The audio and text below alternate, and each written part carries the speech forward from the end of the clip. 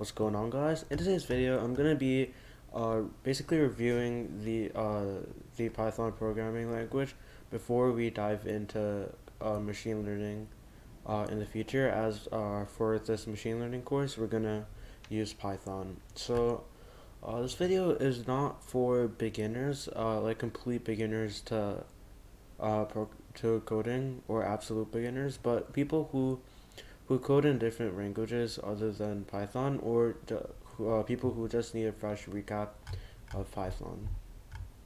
So let's start with the variables. So right here we got an int, we got a string, we got another int, we got so basically we're reassigning this value right here.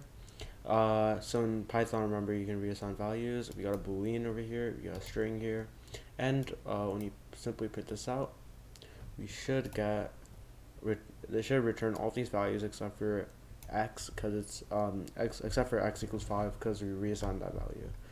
So we got Tesla, we got 5, we got true, we got high. So let's go down a bit and let's just get into if statements right here. So other than Java, instead of Java, you don't really need brackets. So we just have the condition inside. If y is equal to false, then y is false. But if y is equal to true, then y is true. So I didn't really use else statements, but I kind of use if statements. I kind of use a statement like an else statement. But let's move on to the next one. So we got x equals str2. So basically now 2 is declared as a string, y is equal to int 2, now 2 is an int, and we can also make it a float, which is basically a double. So let's move on to data types, in which I think we just talked about the data types, never mind. So let's now talk about math operators. So we got addition, subtraction, multiplication, true division, floor division, which is removing fractional parts. And it's kind of like, you're gonna get an int regardless, but with the true division you're actually getting a float. Then we got modulus, which is similar to Java. Then we got explanation in Python is completely different to Java. In Java you have to do math.pow, but in Python you just do 2 asterisk marks, and then you're gonna do a raised to the power of b. Then we got negation, which is basically a time the negative of the value. Now these are operators or conditional operators for if statements. So we got equals as a is equal to b. We got less than, you can do the opposite, obviously. You got less than or equal to. We got not equal to, and obviously for this basically makes sense to everyone who's come from Java. So let's move on to collections or lists. So we got fruits over here, and then we got xyz equals fruits, and then once you see this, you kind of get it that x has to be apples, y has to be bananas, and z has to be cherries. So let me run this code, and we should get that. Apples, bananas, and cherries.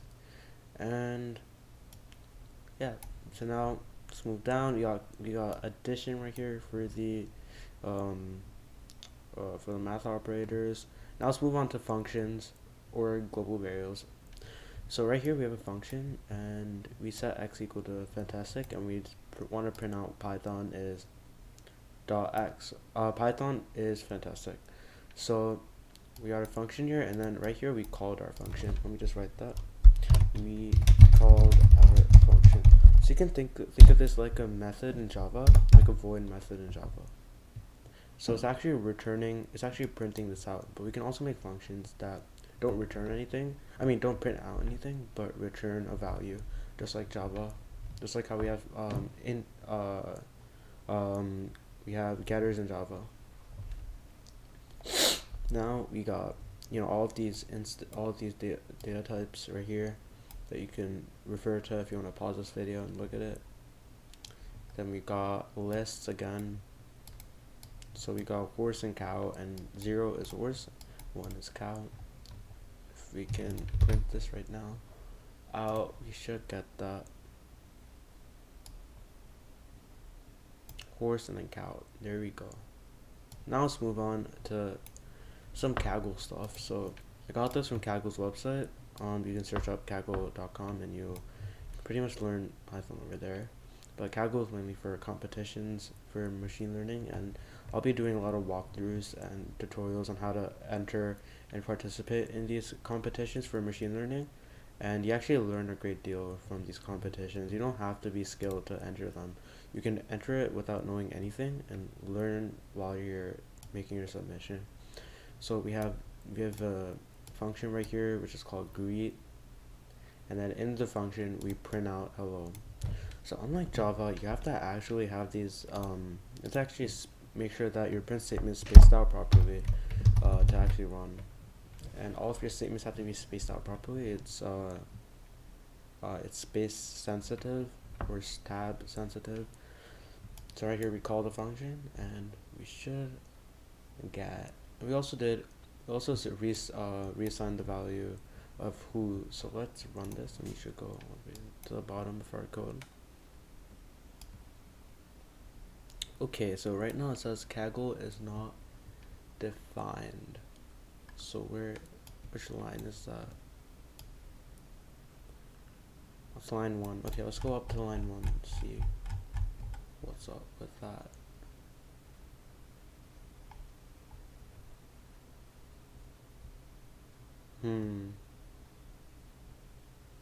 Okay, we'll see that later. So yeah, basically this is supposed to print out this right here, hello colon, hello Kaggle, and hello world. We also set greet equal to world, so it's gonna print out hello, then accordingly world. Now over here we have a for loop, and in it we basically print out planets, and then we basically print it out to the end, and we print it in the same line. So as you can see, we got Mercury, Venus, Mars, Jupiter, Saturn, Uranus, Neptune, and so forth. Then we have for I in range 5, which means that we go from the character 0 to 4, and then we do doing important work I equals I, and then we basically count up I. We don't need to do I++ like in Java. Just do for I in range of 5, it will count up. Unless if we set I equal to a lower number, like I equals 0. If I say that, I mean I equals -2, -3. Let's see how that works now.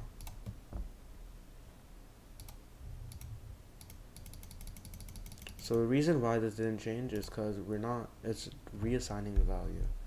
So we can say for I equals 3. Actually that won't work because it's in the range of 5, so you know, it doesn't work like that. So yeah, this is gonna end it for today's Python video. It's a really basic concepts that everyone should be able to learn this in a really quick amount of time. So yeah, that's it for today's video. Hope you guys enjoyed it. Please like it if it helped you out, and next video we're gonna dive into linear regression for machine learning. We're gonna take some a CSV file or data and classify the data with linear regression, and yeah, so please stay tuned for that video, and peace out.